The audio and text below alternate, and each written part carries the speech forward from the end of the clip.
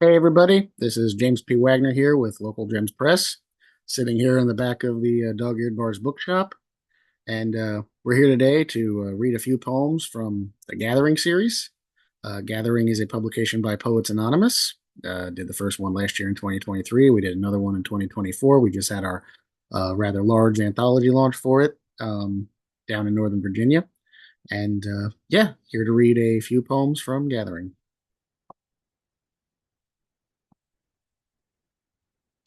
So this first one from Gathering 2024 is Cheap Thrills by Nick Hill.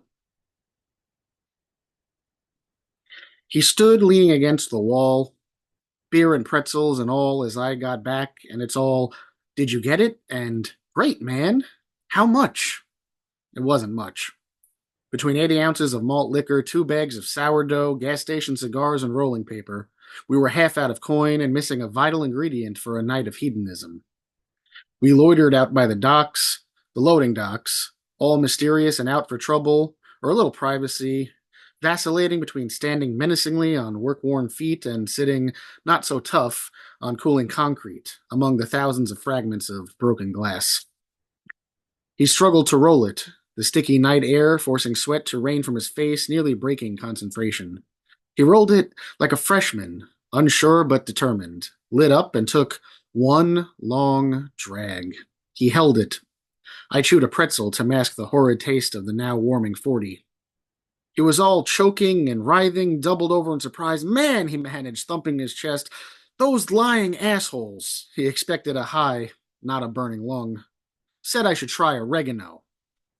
I handed him a cigar, lit my own, tossing the bottle and silver wrapper on the dumpster, said, Come on. He stood recovering. We've got a few bucks left. Let's shoot some pool. We left everything the way we found it and barreled off in his dented car, two good kids in a bad neighborhood looking for the kind of fun they can afford.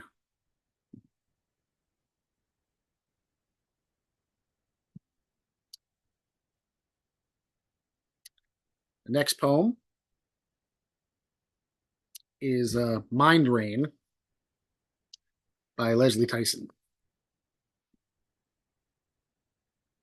The trees outside my window don't seem real, under a suspended ceiling that defies the laws of physics and ignores the measures of time. I try to clear my head, but the thoughts don't form into discrete packages to be jettisoned or stuffed to the back of the closet again. There seems to be weights on my shoulders, pushing me down as the too small shirt tries to constrict my breathing, and the insidious sense of panic slides its way under my ribs, whispering I've forgotten something. But there is nothing in my diary for today, or yesterday, or the day before, and I'm not ready to check where I should be tomorrow. I delay digging out of the rubble of another tower moment to waste time turning back to look at that moment when I was discarded from someone else's dream. But that was a bridge I crossed long ago, and it cannot clear the fog stealing in after too warm rain that ignores predictions of fading.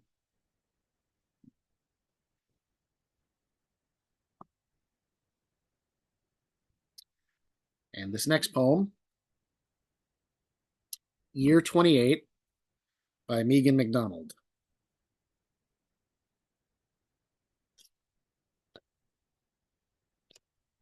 Got to remember the book's alphabetical.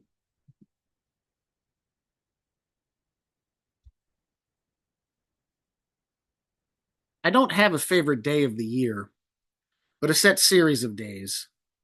My favorite is the second Saturday of each month. I was a casual writer, occasionally writing an annual Christmas poem.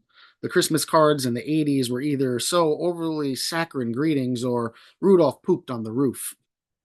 In all aspects, my love of writing was rekindled in 1996 with Poets Anonymous now going into its 33rd year. I can count on two hands missed readings. I can count on one hand number of times PA was canceled.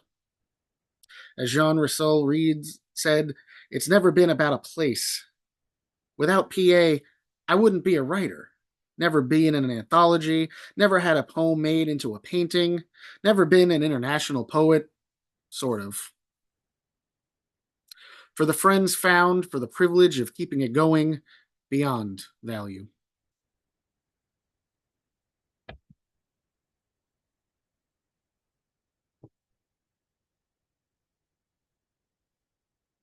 And this last poem from the first Gathering book, Reincarnation by James P. Wagner, or me. I saw a book, an older book, not so old that it would be valuable or collectible, not a first edition, just old enough, just damaged enough that no one would buy it. It was hard enough to give it away. It was put into a giant pallet with hundreds of other books, most of them selected by readers one by one, while this book was left behind. If this book had memories, it would remember the dozens or hundreds of times that it was selected and chosen. But not this time. All of the words the author selected carefully over who knows how long, and this edition now overlooked, added to the recycling bin, along with other unwanted ones, sold by the ton to make new paper, to go to the new printer, to make new books, ones that would be popular now and be chosen. I think of the story of this book and wonder if something similar awaits me if I am ever reincarnated.